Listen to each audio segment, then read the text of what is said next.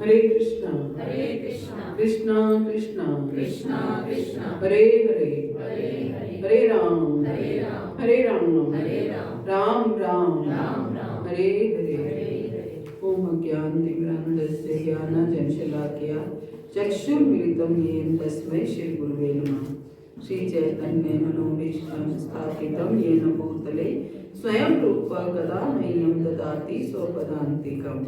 वन्देऽहं श्रीगुरो श्रीयुत्पत्कमलं श्रीगुरुन् वैष्णवांशं श्रीरूपं साग्रजातं सैगं रघुनाथान्वितं तं सजीवम् साद्वैतं सावधूतं परिजनसहितं कृष्ण चैतन्य देवं श्री राधा कृष्ण पादान् सैगं ललिता श्री विशाखान्वितांश्च। हे कृष्ण करुणा सिंधु दीनबंधो जगत्पते गोपेश गोपिका कांत राधा कांत नमस्तुते। तप्त कांचन गौरांगी श्री राधे वृंदावनेश्वरी विष्णुभानुसुते देवी प्रणमामि हरिप्रिये। वाञ्छाकल्पतरुभ्यश्च कृपा सिन्धुभ्यैव च पतितानां पावनेभ्यो वैष्णवेभ्यो नमो नमः। जय श्री कृष्ण चैतन्य प्रभु नित्यानंद श्री अद्वैत गदाधर श्रीवासादि गौर भक्त वृंद। हरे कृष्णा कृष्णा कृष्णा हरे हरे हरे राम राम राम हरे हरे। ओम नमो भगवते वासुदेवाय। ओम नमो भगवते वासुदेवाय। ओम नमो भगवते वासुदेवाय। ओम नमो भगवते वासुदेवाय। ओम नमो भगवते वासुदेवाय। ओम नमो भगवते वासुदेवाय। नारायणं नमस्कृत्य नरं चैव नरोत्तमं देवीं सरस्वतीं व्यास ततो जयमुदीरये। नष्प्रायेषु अभद्रेषु नित्यं भागवत सेवया भगवती उत्तम श्लोके भक्तिर्भवति नैष्ठिकी। ग्रंथ श्रीमद् भागवतम की जय। ग्रंथ श्रीमद् भागवतम स्कंद 4 अध्याय 14 में से आज हम कुछ पढ़ते हैं। राजा वेद की कथा हमने पिछली क्लास में शायद थोड़ा सा डिस्कस किया था इसके बारे में कि राजा वेद कौन थे, किसको याद है?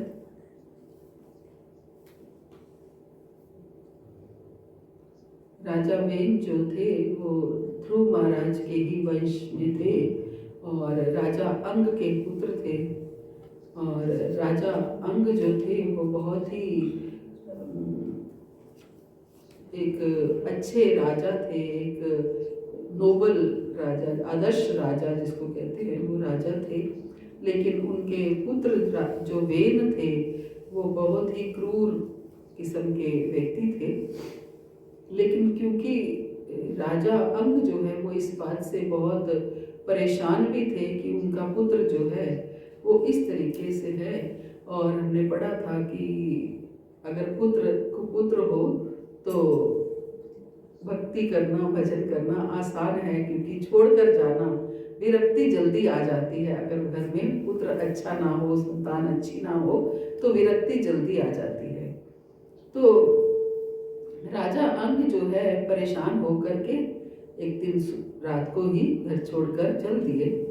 अब पूरे राज्य में अराजकता फैली है, कोई राजा नहीं है, बिना राजा के राज्य कैसे चलेगा। तो ये समस्या आई और कोई ऑप्शन नहीं है, तो इसलिए राजा वेन को बुलाया गया। तो मतलब वेन को बुलाया गया और उसे राजा बना दिया गया। अब राजा तो बना दिया गया, उस समय क्या है डिसीजन सारे जो हैं ऋषि जो होते थे वो लेते थे। तो ऋषियों ने ही ये डिसीजन लिया कि वेन को राजा बना दिया जाए।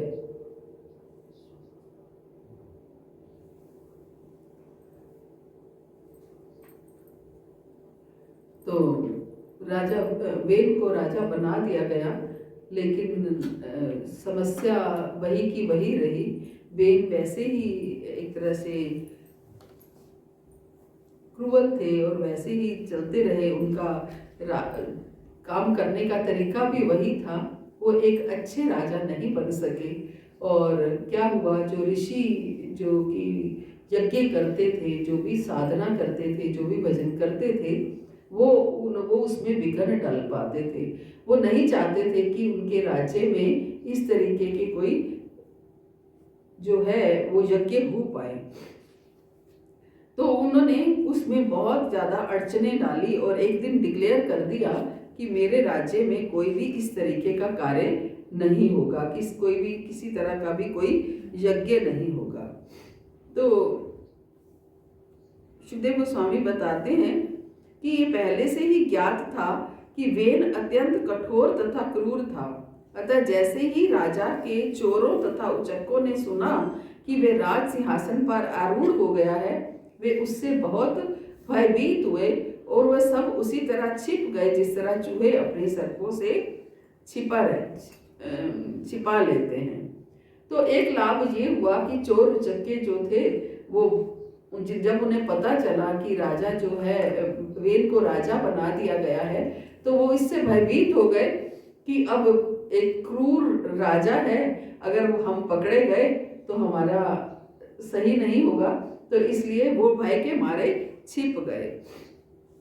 जब राजा सिंहासन पर बैठा तो आठों ऐश्वर्यों से युक्त होकर सर्वशक्तिमान बन गया, फलतः वो अत्यंत घमंडी हो गया। झूठी प्रतिष्ठा के कारण वे अपने को सर्वश्रेष्ठ समझने लगा और इस प्रकार से महापुरुषों का अपमान करने लगा। पहले से ही वो क्रूर था, लेकिन अब जब वो उसको एक पदवी मिल गई, एक राज सिंहासन प्राप्त हो गया, तो अब तो उसका एक तरह से पैर जमीन पर नहीं टिक रहे थे। तो वो क्या करने लगा, झूठी प्रतिष्ठा के कारण वो अपने आप को सर्वश्रेष्ठ समझने लगा और महापुरुषों का भी अपमान करने लगा।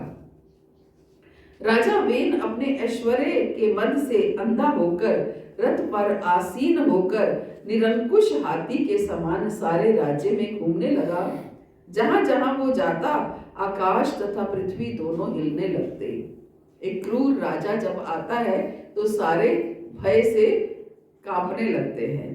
तो राजा वेन ने अपने राज्य में ढिंढोरा पिटवा दिया कि सभी ब्राह्मणों को अब से किसी भी तरह का यज्ञ करके दान करने या दान देने या घृत की आहुति देने की मनाही कर दी गई।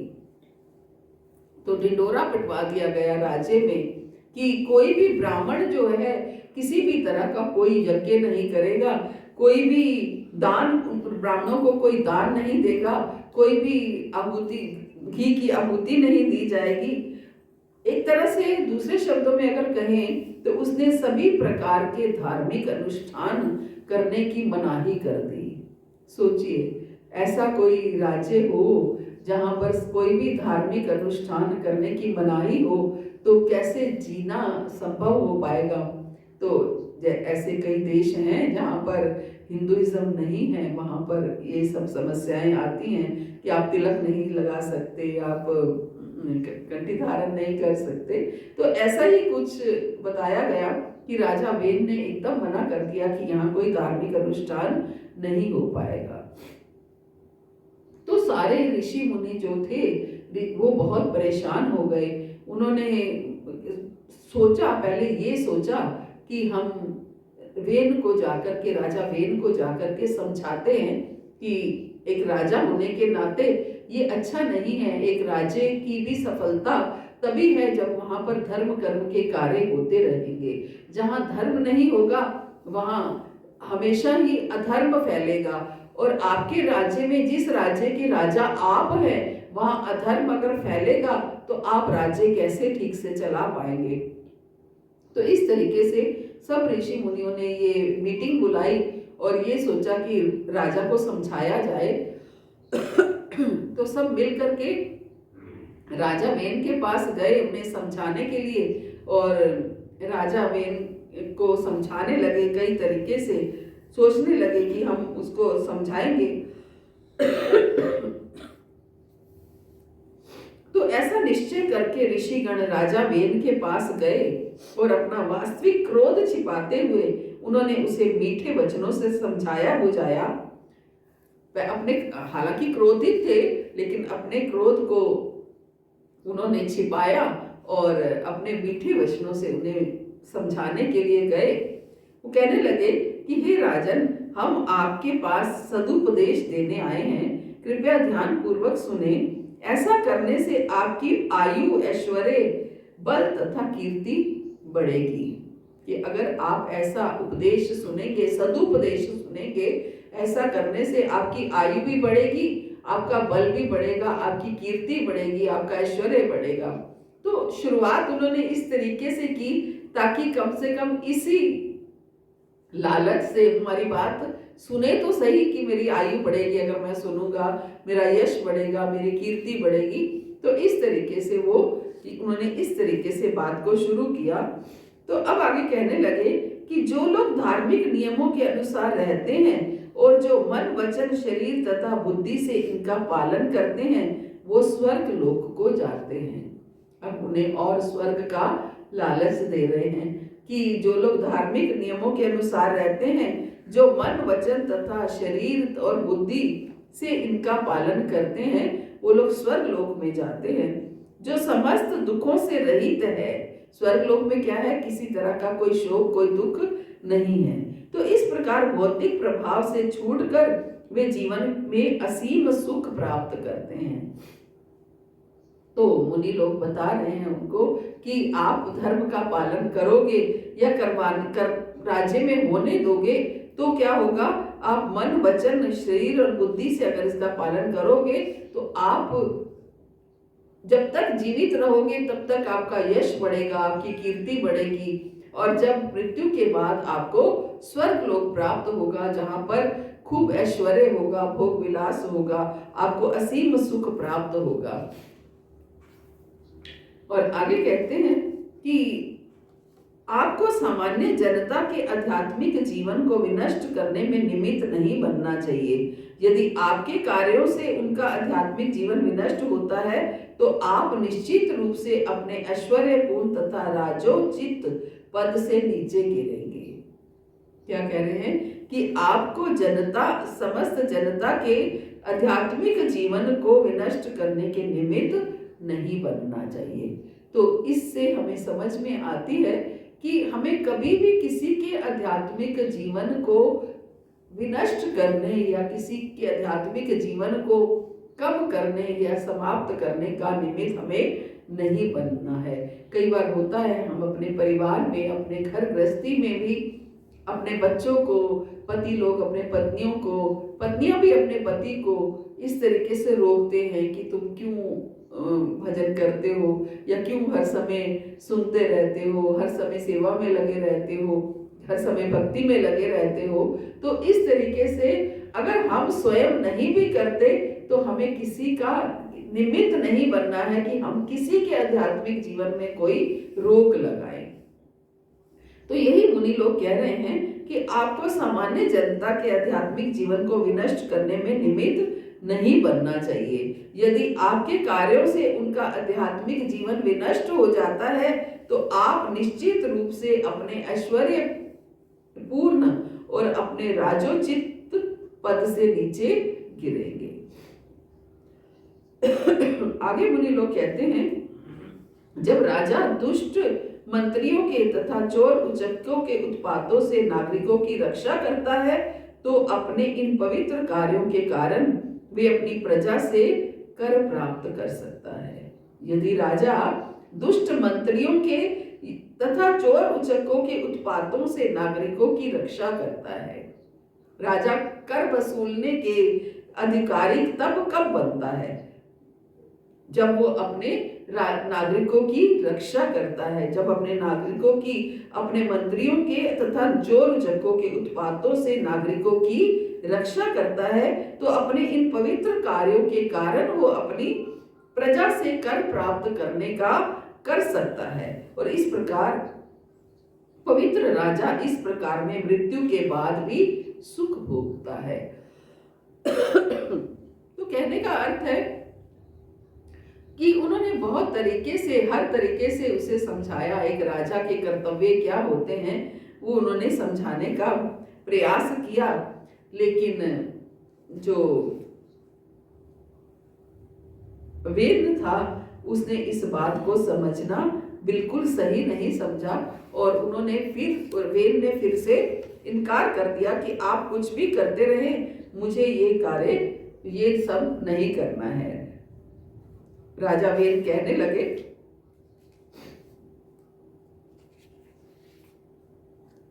कि तुम तनिक भी अनुभवी नहीं हो। अब राजा अपना लॉजिक दे रहे हैं कि क्या आप जो कह रहे हैं आप अनुभवी नहीं हैं।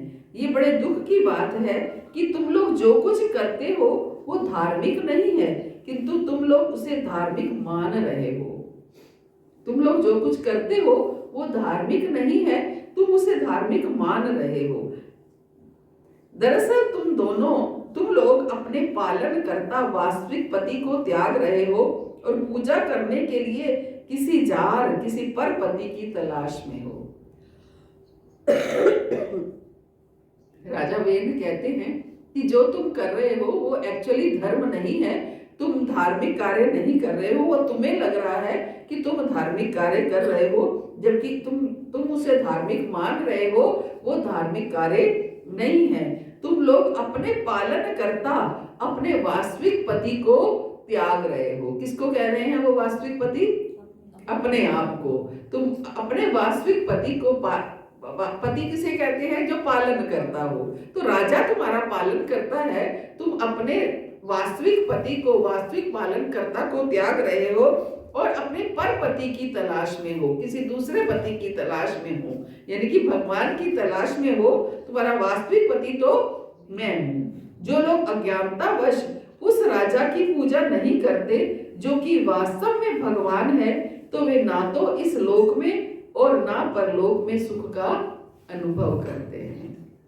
अब राजा वेद जो है लॉजिक दे रहे हैं कि जो वास्तव में राजा की पूजा नहीं करते, जो कि वास्तव में भगवान है, वे ना तो इस लोक में और ना परलोक में सुख का अनुभव करते हैं। तुम लोग देवताओं के इतने भक्त हो, किंतु वे हैं कौन? निस्संदेह इन देवताओं के प्रति तुम लोगों का स्नेह उस उल्टा स्त्री का सा है जो अपने विवाहित जीवन की उपेक्षा करके अपने पर पति, अपने जार पति पर सारा ध्यान केंद्रित करती है। तो तुम क्या कह रहे हैं कि तुम लोग देवताओं की पूजा करते हो। देवता लोग क्या हैं? तुम्हारे लिए क्या करते हैं? मैं तुम्हारा पालन पोषण करता हूँ, मैं तुम्हारा ध्यान रखता हूँ, मैं राजा हूँ। तो ये अगर तुम देवताओं की पूजा करते हो तो ये इस तरीके से है कि जैसे एक उल्टा स्त्री जो है अपने पति को छोड़ करके अपने पर पति का ध्यान करती है। आगे कहते हैं विष्णु, ब्रह्मा, शिव, इंद्र, वायु, यम, सूर्य देव, प्रजन्य, कुबेर, चंद्रदेव, क्षिति देव, अग्नि देव, वरुण तथा अन्य बड़े बड़े देवता जो आशीर्वाद या श्राप दे सकने में समर्थ है, वे सब राजा के शरीर में वास करते हैं। जो उदंडी व्यक्ति होता है उसके पास बहुत सारे लॉजिक्स होते हैं इस तरीके से समझाने के लिए। कहते हैं कि प्रचारक इतना बलशाली नहीं होता जितना कि ये उदंडी जो अप्रचार करते हैं, जो प्रचार एंटी होते हैं, वो ज्यादा स्ट्रांग होते हैं। क्यों होता है ऐसा? जो प्रचार करता है, हम कई बार कहते हैं कि हम लोग घर में कुछ बताते हैं तो दूसरा व्यक्ति अपने लॉजिक्स रख देता है ना, अक्सर ऐसा होता है। तो ऐसा अक्सर होता है कि जो प्रचार करने वाला व्यक्ति है वो थोड़ा सा दब जाता है और दूसरा व्यक्ति जो वो हावी हो जाता है, वो अपने अपने लॉजिक्स देता है। यहाँ वही हो रहा है कि ऋषि लोग ने पहले समझाया कि अगर तुम भक्ति के कार्यों को, धार्मिक अनुष्ठानों को समाप्त कर दोगे तो तुम्हारा राज्य विनष्ट हो जाएगा, तुम्हारा ऐश्वर्य विनष्ट हो जाएगा। और अगर करोगे तो तुम अच्छे राजा बनोगे, तुम्हारी कीर्ति बढ़ेगी, यश बढ़ेगा, आयु बढ़ेगी। लेकिन उसको कुछ समझ में नहीं आया। अब वो अपने लॉजिक्स दे रहा है, क्योंकि होता क्या है, जो प्रचार करने वाला है वो अगर बहुत स्ट्रांग नहीं होता या बहुत कॉन्फिडेंट नहीं होता, क्योंकि जन्मों जन्मों से आदत तो इन्हीं विषयों में घूमने की है ना। विषयों में घूमते रहे तो ज्यादा जो मनोमस्तिष्क में है वो विषय भोग छाए रहते हैं। तो वो जो विषय भोग के बारे में प्रचार कर रहा है वो ज्यादा स्ट्रांग होता है, और जो धर्म के बारे में प्रचार कर रहा है वो उसकी जो स्ट्रेंथ है वो थोड़ी कम इसलिए रह जाती है क्योंकि उसके पास जो पीरियड है, धर्म का पीरियड है, भक्ति का पीरियड है, वो कम है, उनके पास वो पीरियड ज्यादा है। तो इसलिए उसकी बात में बल हो जाता है और हम प्रचारकों की बात में बल कम पड़ जाता है। तो इसलिए हमें करना क्या है, अब पहले हमें खुद दृढ़ होना है ना। अगर हम खुद दृढ़ होंगे, जब भी हम कभी किसी को समझाएंगे, अगर हम वो अपने आचरण में लेकर के आएंगे, खुद दृढ़ होंगे, तो अपने आप दूसरे व्यक्ति को हम दृढ़ कर पाएंगे या समझा पाएंगे। लेकिन अगर हम खुद दृढ़ नहीं होंगे तो हमें लगेगा ठीक है, ये जो कह रहा है इसको सुन लो और हम अपनी राह, तुम अपनी राह, है ना। लेकिन वो आपको समझाने का पूर्ण रूप से प्रयास करेगा। तो वही वो कर रहे हैं कि आप सभी ये बड़े बड़े जो देवताओं का आशीर्वाद या श्राप देने में समर्थ हैं, वे सब राजा के शरीर में वास करते हैं। वो समझाने का प्रयास कर रहे हैं कि जिन देवताओं की तुम पूजा करते हो वो सारे देवता जो हैं वो राजा के शरीर में वास करते हैं। इसलिए राजा सभी देवताओं का आगार माना जाता है। देवता राजा के शरीर के भिन्नांश हैं, है ना। देवता कोई राजा के शरीर से अलग नहीं है, उनका ही अंश है, एक अलग भिन्नांश है। भिन्नांश मीन्स एक भिन्न अंश है, एक अलग अंश है, बस है वो राजा का ही स्वरूप है। आगे कहते हैं, हे ब्राह्मणों, तुम मेरे प्रति ईर्ष्या त्याग कर अपने अनुष्ठान कार्यों द्वारा मेरी पूजा करो और समस्त पूजा सामग्री मुझ पर ही चढ़ाओ, है ना। तुम मेरी पूजा करो और सारी पूजा सामग्री मुझ पर ही चढ़ाओ। यदि तुम लोग भी बुद्धिमान होंगे तो समझ सकोगे कि मुझसे श्रेष्ठ ऐसा कोई पुरुष नहीं जो समस्त यज्ञों की प्रथम आहुतियों को ग्रहण कर सके। क्या कह रहे हैं कि तुम मेरी पूजा करो। भगवान क्या कहते हैं, मन मना भव मत भक्तो मद्याजी मान नमस्करो। और ये क्या कह रहे हैं, मेरी पूजा करो, मुझे नमस्कार करो, है ना। तो सारी पूजा सामग्री भी मुझ पर चढ़ाओ और अपने अनुष्ठान कार्यों द्वारा मेरी पूजा करो। और यदि तुम लोग भी बुद्धिमान होंगे तो समझ जाओगे कि मुझसे श्रेष्ठ ऐसा कोई पुरुष नहीं जो समस्त यज्ञों की पहली आहुति को ग्रहण कर सके। मैं ही सबसे श्रेष्ठ हूं। तो मैत्री मुनि कहते हैं विदुर जी को कि इस तरह अपने पापमय जीवन के कारण दुर्बोध होकर और तथा सही राह से विचलित होने के कारण राजा के समस्त पुण्य से क्षीण हो गया। अपने ऋषियों की सादर प्रस्तुत प्रार्थनाएं उसने स्वीकार नहीं की और उसकी बदसरना की गई। तो कोई अगर हमें समझाता है, खास तौर से कोई भक्त हमें समझाता है, ऋषि समझा रहे हैं, लेकिन राजा ने उनका निरादर कर दिया, उनका कहा माना नहीं, उनका निरादर कर दिया, तो क्या हुआ, अब इसका मतलब क्या है, अब उसका बुरा समय और शुरू हो गया। आगे बताते हैं कि सभी ऋषि जो हैं अब हाहाकार करने लगे, क्योंकि यही एक उनको आखिरी ऑप्शन दिख रहा था कि हम एक बार समझा कर देख लेते हैं, क्या पता वो हमारी बात को मान जाए और राज्य में सब खुशहाली फैल जाए, अराजकता समाप्त हो जाए और चारों तरफ एक अच्छा जो है माहौल हो जाए, फिर से हमें धार्मिक अनुष्ठान करने की अनुमति मिल जाए और हम फिर से यज्ञ कर पाएं, फिर से ये सब कार्य कर पाए। तो लेकिन वो नहीं माने, वो उल्टा बल्कि अपनी पूजा करने के लिए कहने लगे। तो सारे ऋषि हाहाकार करने लगे और कहने लगे इसे मारो, इसे मारो, ये बड़ा भयावह और पापी पुरुष है। यदि ये जीवित रहा तो निश्चित रूप से सारे संसार को देखते देखते भस्म कर देगा। अब क्या दो सबने आपस में हाहाकार करके कहने लगे इसे मारो, इसे मारो। अगर ये जीवित रहा तो ये जीवित रहा तो निश्चित रूप से सारे संसार को ये देखते ही देखते भस्म कर देगा।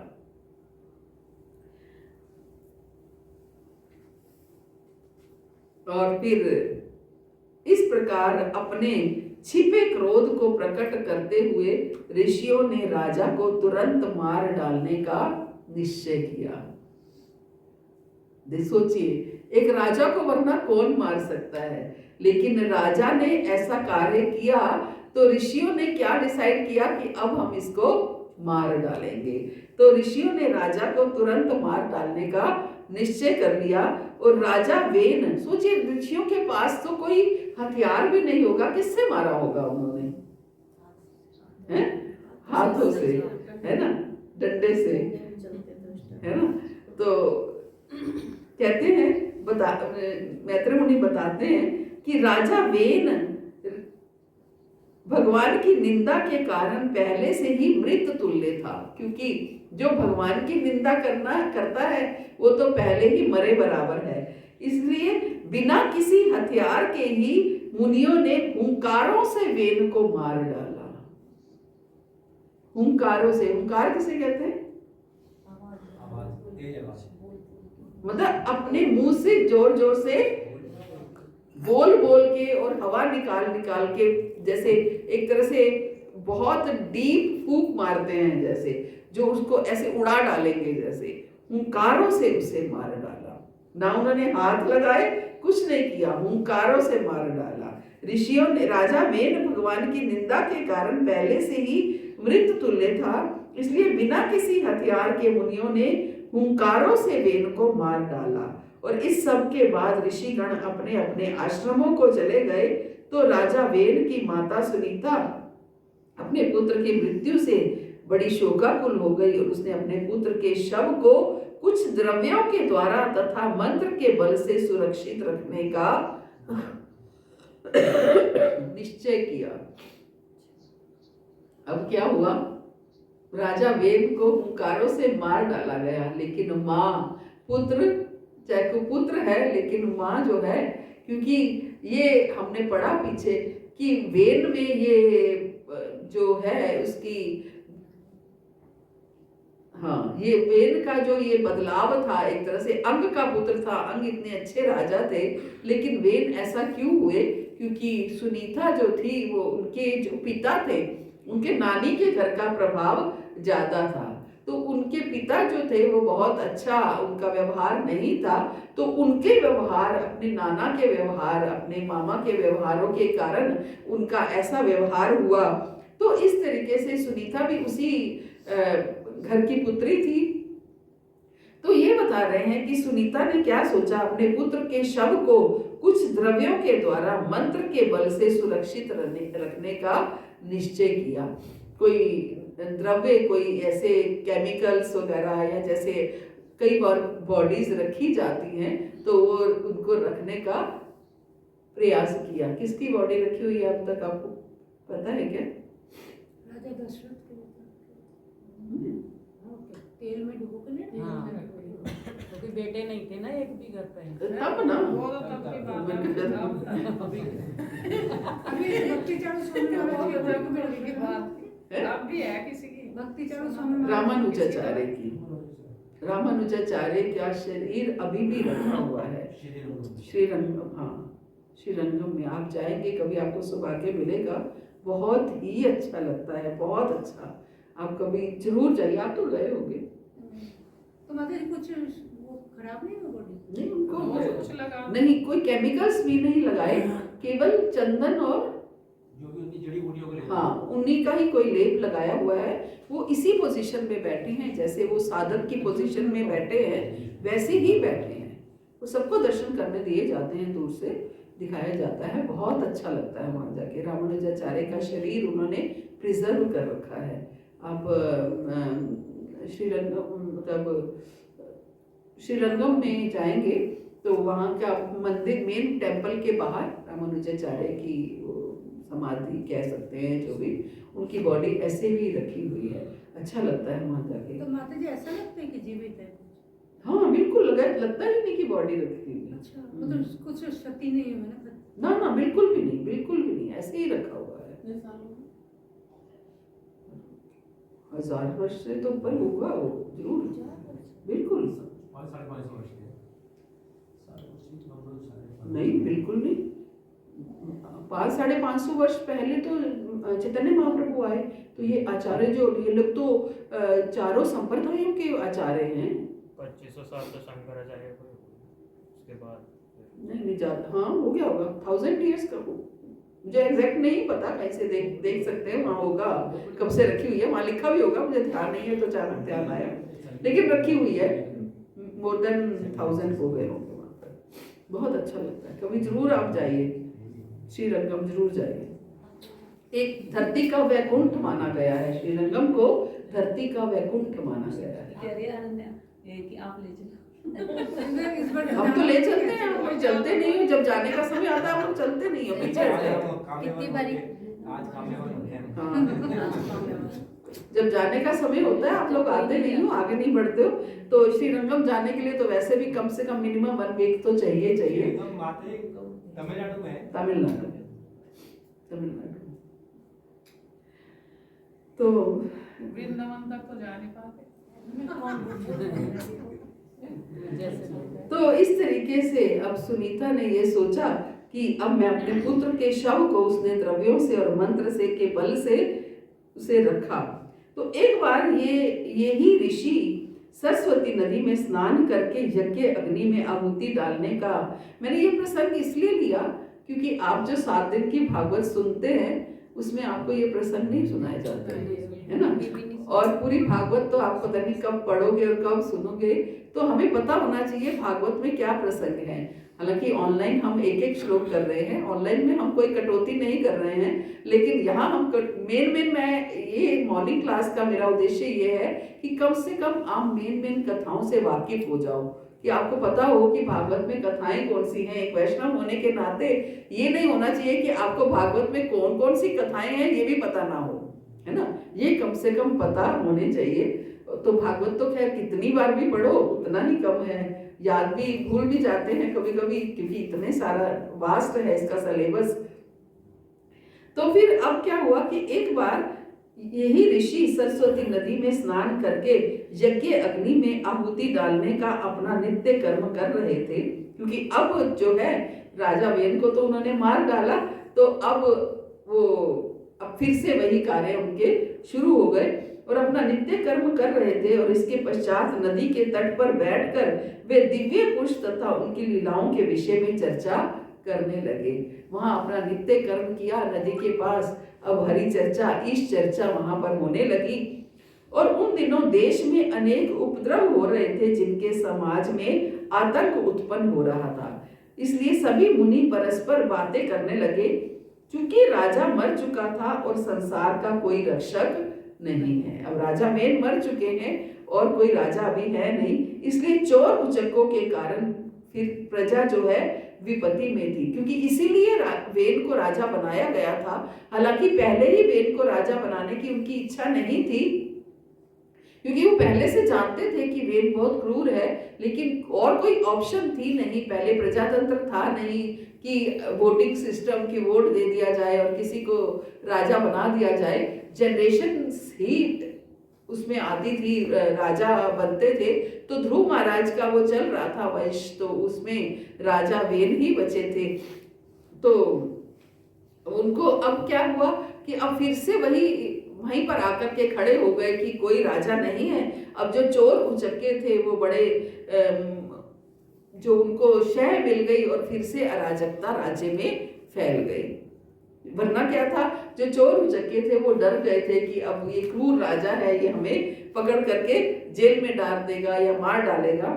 जब ऋषिगण इस तरह विचार विमर्श कर रहे थे तो उन्होंने चारों दिशाओं से धूल की आंधी उठती देखी, और ये आंधी उन चोर उचक्कों के दौड़ा भागी से उत्पन्न हुई थी जो नागरिकों को लूट रहे थे।